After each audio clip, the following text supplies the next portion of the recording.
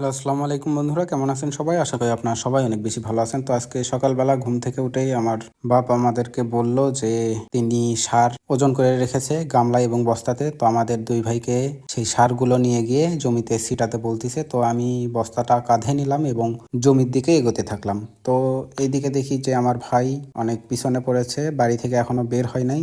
তো আমি পুকুর পাড়ে গিয়ে সেখানে বসে তার জন্য অপেক্ষা করলাম। তো আজকের আবহাওয়াটা মাশাআল্লাহ অনেক বেশি সুন্দর, হালকা করে রোদ হচ্ছে এবং বেশ তীব্র বাতাস হচ্ছে।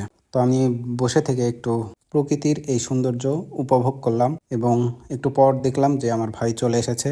আমিও তার পিছন পিছন জমির দিকে যেতে লাগলাম। তো জমিতে গিয়ে আমি একটি গামলাতে বেশি সার ছিল, তো সেটাতে থেকে ছোট একটি গামলায় সারগুলো ঢেলে নিলাম। বাড়িতেই এই গামলার সারগুলোর মধ্যে ঘাস মারা ঔষধ মিশিয়ে নেওয়া হয়েছে, তাই এখানে এসে মিশানোর কোনো প্রয়োজনই পড়েনি। তো তারপর আমার ভাই সারগুলো ছিটানো শুরু করলো এবং আমাকে বলল যে জমির চারপাশ দিয়ে ঘুরে দেখে আসতে যে কোথাও পানি নেমে যাচ্ছে কিনা। তো আমি জমির চারপাশ দিয়ে ঘুরলাম এবং দেখলাম 2-3 জায়গায় গর্ত হয়ে সেই গর্তর মধ্যে দিয়ে পানি চলে যাচ্ছে।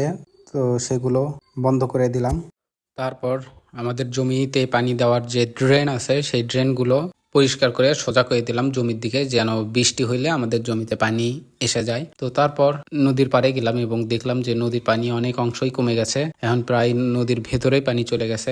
কয়েকদিন আগেও এই জমি থেকে এই নদীর পানির দূরত্ব ছিল 1 হাতের মতো, তো এখন মাসাল্লাহ অনেক নিচে চলে গেছে পানি। তো তারপর আমরা হাত মুখ ধুয়ে বাড়ির দিকে রওনা দিলাম এবং বাড়িতে এসে দুপুরের নামাজের পর অর্থাৎ জহরের নামাজের পর খাবার খেয়ে তখনও দেখি যে আমার বাপ বাড়িতে আসেনি। এই জন্য আমি তার জন্য অলমোস্ট 3টার দিকে আমি খাবার নিয়ে গেলাম জমিতে, যে তিনি বলল যে বাড়িতে গিয়ে খাবেন। তো আমি আবার খাবার ফেরত নিয়ে আসলাম। তো আজকের ভিডিওটি এ পর্যন্তই। ভালো লাগলে অবশ্যই লাইক, কমেন্ট, শেয়ার এবং ফলো করে আমাদের পাশেই থাকবেন। আল্লাহ হাফেজ।